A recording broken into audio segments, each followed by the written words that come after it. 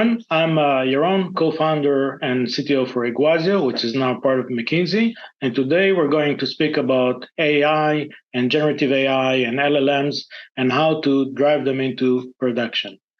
So first, let's start with what is an LLM, what's generative AI. So there are several concepts and several terms that we want to get familiarized with. First is foundation models. Foundation models are essentially very large models trained on lots of data. Instead of training a model for one specific task, we train models to do many different things. Out of foundation models, which could deal with pictures and text and so on, there are specific models that are more generative AI, which means they're generating new things. They can generate text, they can generate images. Examples is GPT, ChatGPT, or DALL-E, or some of the other ones.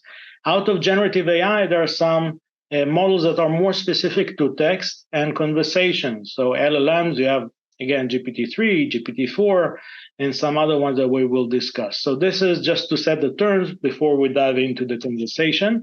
So what are those foundation models? Again, the generalization is you take lots of data or images or speech or other types of data, and you train a model with lots of information to be very general purpose. And those foundation models are used for those different tasks that you see here, whether it's generating text or images or transcoding or doing many different things around content. So those generative AI or foundation models are essentially trained on lots of data.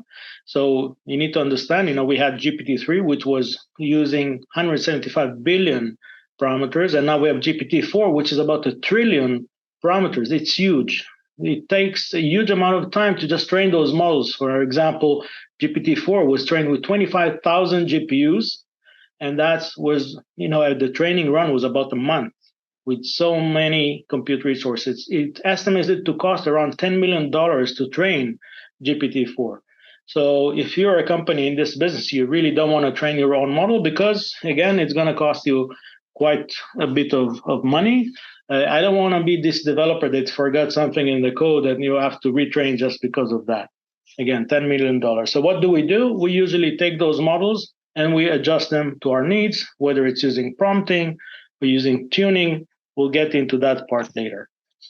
So do I have one model? No, we have many different models, and all the time they keep on being renewed. There's new innovations. This slide, which is maybe 1 or 2 months old, is already ancient in LLM terms because those are new innovations. There's Falcon, for example, who doesn't appear here, new versions of Llama, and so on. So there's a huge amount of LLMs, open source or public. And what does it mean? It means that when we design a generative AI application, we shouldn't be focused on one model because over time we'll have more models that focus on specific verticals, are better in one task versus the other.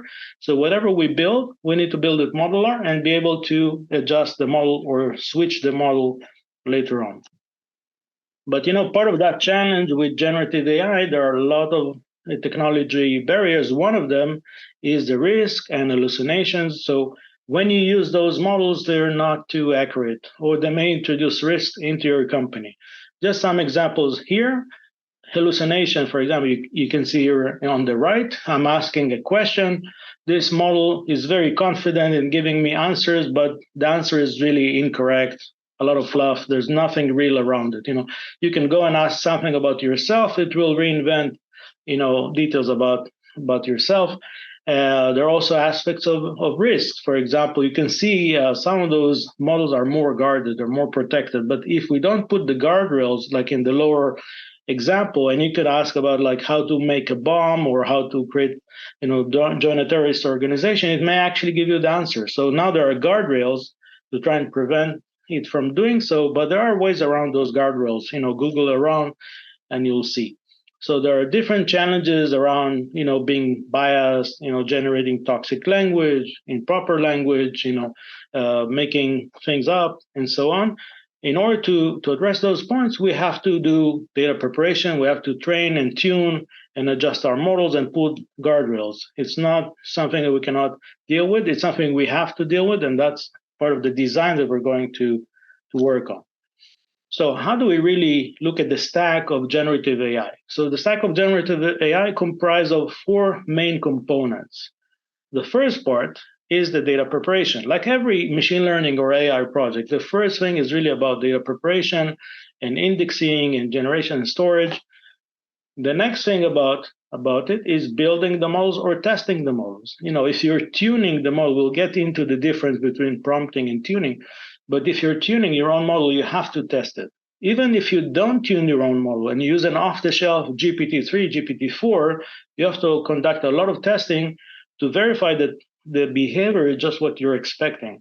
And if it's not, then you may tweak your prompts to make it more accurate, to avoid hallucination, or reinforce learning and tune your model. So the second part of your pipelines is building and testing the models.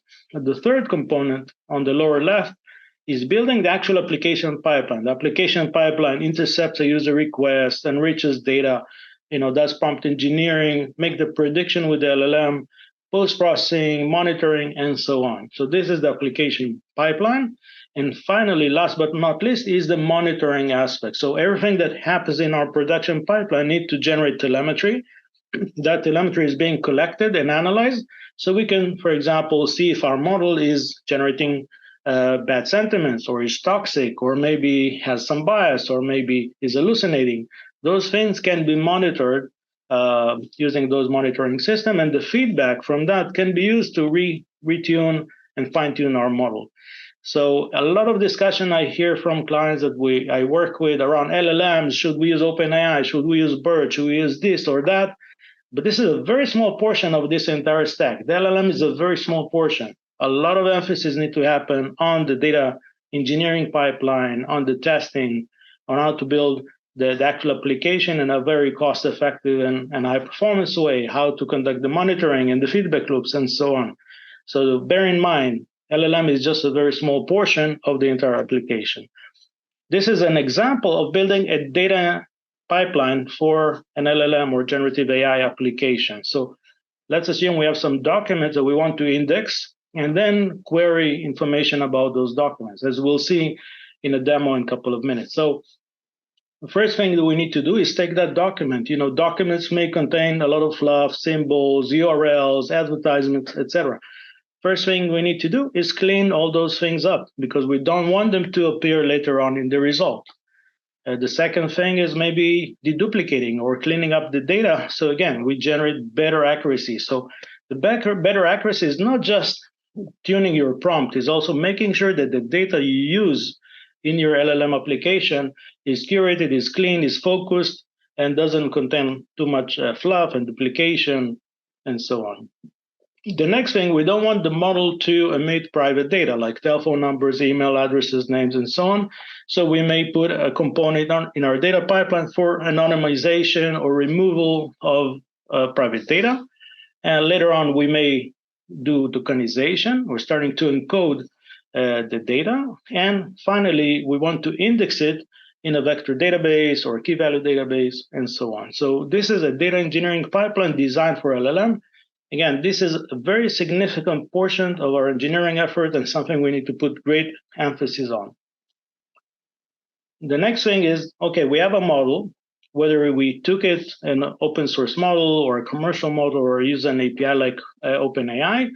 There are two different approaches. One is prompt engineering, is essentially generating a question to the model, and based on that question, the model responds. We change the question, we impact the result. For example, if we take a document that we want to summarize, we go read the document, and we generate a question which says, here's a document underneath, please summarize it. Okay, that's the first thing, is prompt engineering. The second approach is taking a baseline foundation model and teaching it additional information. For example, retraining it or tuning it with our document. So next time that we're asking the question, it already has the document. We just say, what's, some question, what is this information about something? And the model will respond. There are two differences about those approaches. The prompt engineering is usually easier. You just use an open API and you tweak the prompt, but it's lower. It's usually more expensive per request. Whereas the fine-tuning approach is usually faster. If you're making a lot of requests, it's actually cheaper. but it does require more engineering effort. A subset of the fine tuning is also retuning, keep on tuning the model in order to get it right. If you're using a commercial solution like OpenAI, the reinforced learning is part of the service. If you're building your own or tuning your own model, you need to keep on enhancing and fixing it to adjust it to make the best result. So this is the reinforced learning with human feedback. So what is the challenge around generative AI? Again, like any machine learning and AI project, you do a lot of development and exploration in the lab. Everything looks great. Now you want to productize it and scale it. You need to start engineering the data pipeline. You need to start, moving to containers, doing CI/CD. You need to add components in a more robust fashion, starting to work with real-world databases. All that. That's tons of engineering. You have to apply versioning, continuous upgrade, rolling upgrades. This is huge amount of engineering. So one of the things that we want to do, obviously, is automate the flow and be able to use different tools that do that work for us instead of reinventing the wheel. So what are those guidelines that we see across different projects that make our solution better and allow us to really productize faster? So those are five guidelines that I've seen across the different clients base that we're working with. First, adopt consolidation and collaboration. So different team members, different personas, whether it's data scientists, data engineers, and so on, work with the same tool set on the same platform, same practices. Even across teams, may try and collaborate, try and build reusable components that can be used across different projects instead of every project building themselves. The second thing is apply automation wherever you can. Why? Because every time we adjust, we make changes, we'll use automation to drive things to production instead of moving to a manual process. The next element is observability. We need to be able to track and gather information from every step in our machine learning flow, whether it's in the data preparation, while we're training, while we're testing the models, in the application itself, doing model monitoring, doing KPI monitoring for our application at the business level, and so on. If we can take all those data points and correlate them together, so we know, for example, we generated a model out of a certain data, and that data was generated in a certain way, meaning calculating the lineage, we have much better visibility. So we don't just want to track information independently by every sort of component. We also want to be able to correlate the information across a variety of components, so we have an end-to-end view of why things fail, why things behave in a certain way, track events, alerts, generate automatic triggers for training, retraining, and so on.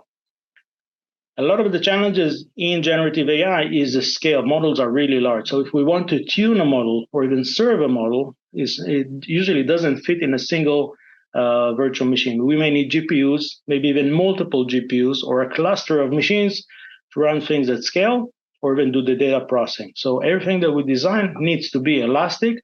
That will serve in one end addressing the scale. On the other end, it will allow us to reduce costs because we're going to use just the amount of resources we need when we need them. We don't throw away resources. And the last thing that we discuss is we're going to see a lot of different frameworks coming and going. It's a very new space. So don't just stick to one solution provider. Try and use different LLMs or build modularity so you can swap LLMs. Try and use frameworks that, and build it in an architecture where you can replace frameworks or adopt new frameworks that arrive and so on. So try and build an open architecture. So one of the things that we've designed here in Iguazio and McKinsey is MLRun is an open source tool for orchestrating machine learning, AI, and generative AI use cases. And it's essentially adding this automation and observability and scaling layers into the stack. So it has several components. One is for data processing. The second one is for training, tuning, and testing models. The third is for serving the application pipelines. And fourth is to do the end-to-end monitoring. Again, it's open source. It works with almost any framework in the industry and automates almost any infrastructure, the mainstream infrastructure in the industry. And all the demos that I'm going to show will use MLRun for those different use cases. Now let's talk about two main use cases that they are constantly repeating, and I've seen them in many different client engagements. So the first one is an agent. or a bot using generative AI. What does it mean? Something that generates conversation. You're sending text or talking to an agent. The agent understands what you want and based on that responds. How does it respond? It's really, there are different applications. One application is called virtual SME. So I'm asking a question about data. What is the information about, what are the opening hours of a bank? Okay, what are the, can you summarize some documents for me? What is, how do I code a certain code, etc. So essentially, it's a question on a given corpus of data. The LLM will go search that data and respond based on that. So this is one application, but there are other applications that are more structured. Like, for example, give me my account balance. So give me my account balance means that I need to understand who you are. You're Joe, and Joe has an account balance, account number XYZ. I need to go to a database, pull the record of what's your account balance, and I need to translate it back to text. So what we see is that most agent applications have a first level of classification, is understanding the question. Based on understanding the question, we direct the question to an individual application, whether it's a question and answering or the virtual SME application, whether it's a structured question, maybe it's an application that triggers, an action. Go book a ticket. So I give you where do I want to go, what time, and so on. You generate a request from it, and you book the ticket for me. So the general architecture for that will be to first classify the question. The real problem with the classification have to essentially build on other things. For example, who am I? What's my identity? What's my information? And second is what my historical conversation. Because if I'm asking two different questions, one after the other, the last question may really depend, the classification may really depend on the previous one. For example, I'm ordering a restaurant, and then I want to say the time and cuisine I want to order. If I only say time and cuisine, I don't really know that I'm trying to book a restaurant. So I need both questions to assist in my classification. So the first component in such a flow is building this stateful classification layer. There are different tricks of doing that. Once I know what the question, I need to essentially divert it to the different application. That's in general. And then when I have the result, I go back and I need to do the validation and monitoring and so on, and format the response to be sort of nice, maybe include some references, and save the state back into the database so the next question will treat the historical information. This is just an example of how to build an application. This is just the online pipeline. Also, there's an offline batch pipeline for indexing the documents, and we have the monitoring and so on, but this is just one example.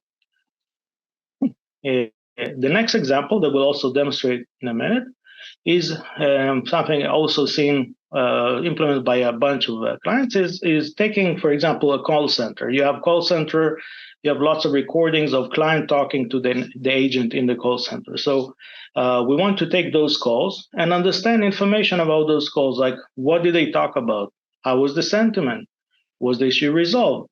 How do I classify this conversation? Was it about billing or payment or maybe some aggravation of the client and so on? So we can take those calls, and instead of having people listen to the calls, we can let an LLM listen to the call and starting to classify, summarize and classify and ask questions about the call.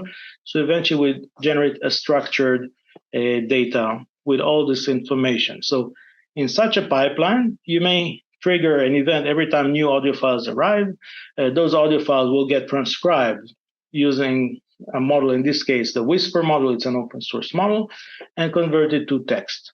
The next thing is potentially we want to anonymize the call, so we don't have information about the client if someone is looking at those logs, and then we may want to do sentiment analysis, summarization, and classification, and store all that information in a database. We'll see how it works in a second, and have an interactive application that reads and writes from that database. By the way, all this information about the calls could be used in a second application.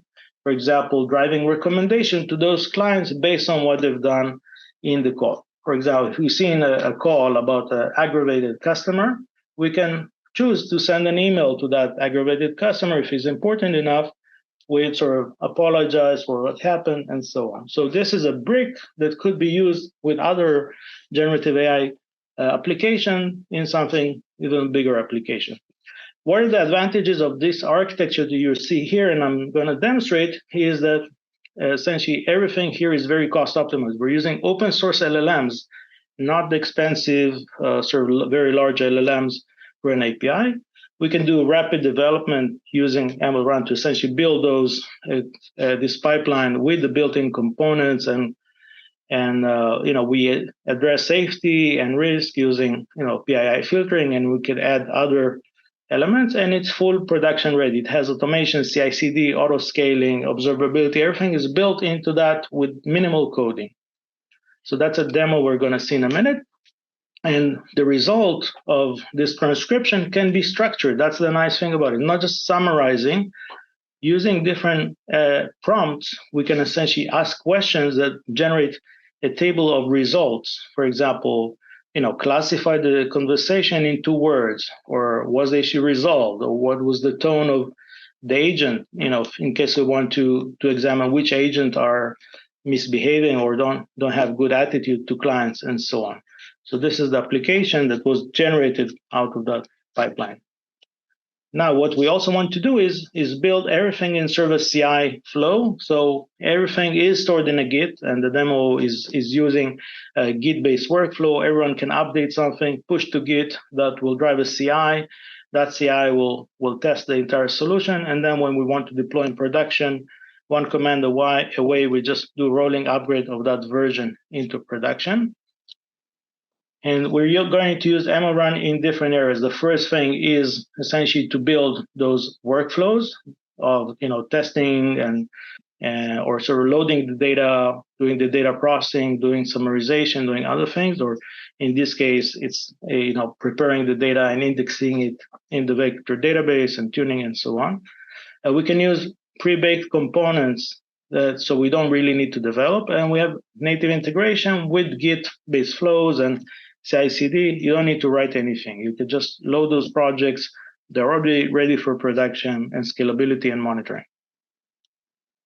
The other thing that we see here is the ability to compose real-time pipelines really easily using the graph layout in MLRun. So I can go and design a pipeline that has some pre-processing, prediction with the LLM, maybe some post-processing, some guardrails like toxic filter, etc. I could design it in a few lines of code in Python, and we'll deploy it in a single command, fully automated to production. And finally, as we mentioned, we have full monitoring. Everything that we do gets monitored automatically without writing a single line of code. So we're going to show you one or a couple of demos. We have several demos. You can go into the Git and see the demos are documented. We have a demo around how to tune a model using open source LLM and your own data. We have the call center demo of transcription and classification. We have another sort of agent demo, so you can later on check them out yourself. And so let's view the demo right now. So let's look at the demo. So what we're seeing here is a complete pipeline of tuning an open source model and then using it for a question and answering application. We have this, again, this is all in the Git. You've seen the link before. What we're building here, just to show you before, we're just loading the open source model. We're going to use here Falcon 7 billion. It's an open source model, which is pretty cool. And we're going to just load this open source model as is without tuning it and ask a few questions like what's a serving pipeline, what is MLOps.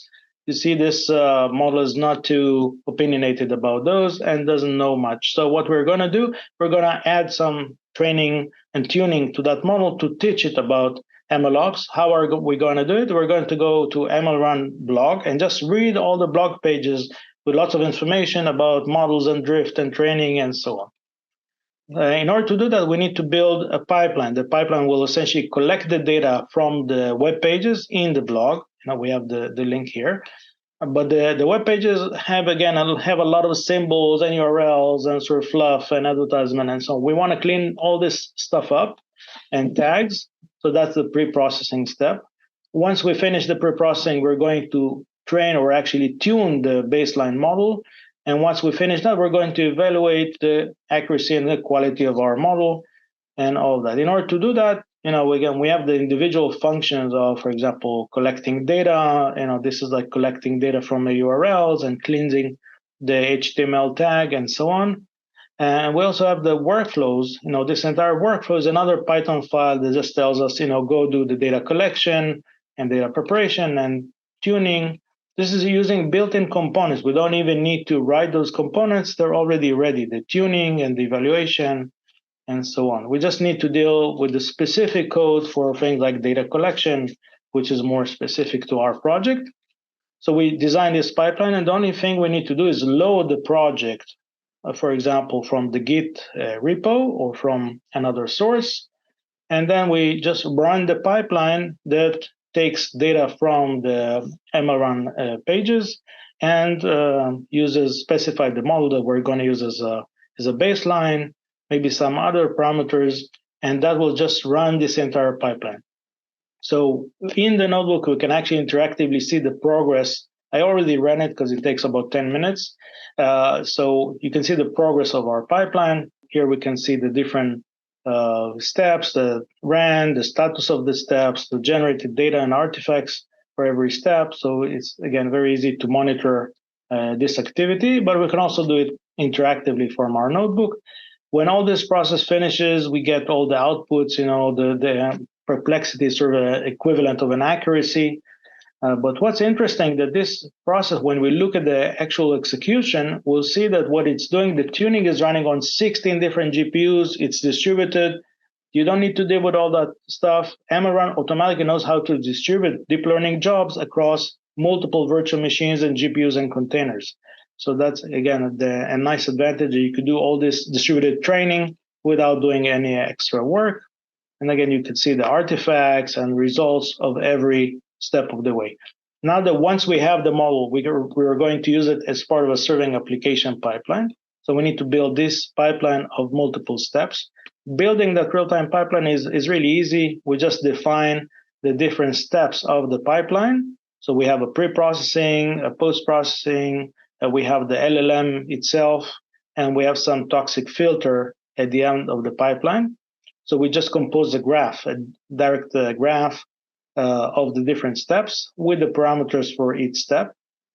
We can just go and test it locally, or we can give it different requirements around like GPUs and resources when we're doing so. And when we feel it's ready, we can just do deploy. Deploy essentially converts this pipeline into microservices, serverless functions that implement that real-time pipeline. So when we do deploy, you'll actually see that it's creating containers and API gateways and resources. It's running over Kubernetes, so it's building all the resources underneath. And when it's ready, this model is ready, we can start asking questions. So we can ask questions like, for example, what is MLRun? And we're going to get a much more accurate answer than what we got before. What is machine learning? Again, very detailed response of what is machine learning. We want to try out the toxic filter so we can put some toxic language and see that the response is essentially filtering out our toxic language. Because we added in the graph, we added this sort of toxic filter step as part of the pipeline. We want to build a full-blown application. So we're using here GRadio. It's a nice library to build front ends for prototyping. And then when we build this GRadio application and we launch it and point it to our URL of the model, then we have this. We can also see that GRadio application is an interactive application and ask the question and later on get the answer. We can tune all those different parameters of our model, the temperature and so on. So here's our answer for the question, and we continue asking more questions and so on. So with that, this ends the demo. You can see how we can easily build those pipelines. We can serve models, we can monitor the models, we can train the models, and we can build interactive applications on top of a production-ready environment. So as we've seen in the demo, we addressed several key challenges. We automated the flow of data preparation, tuning, validation, CI, all of that with minimal amount of effort, leveraging MLRun. A second thing, we saw that we can rapidly deploy scalable real-time serving pipelines with all the different pre-processing, post-processing steps. We have the built-in monitoring for monitoring all the activity of our applications, and everything is open. We can just switch between different LLMs, open source, commercial, cloud, and so on. So check it out. This is all in MLRun, and if you like it, just give it a start and start playing with it. So thank you everyone for listening, and we're open for questions.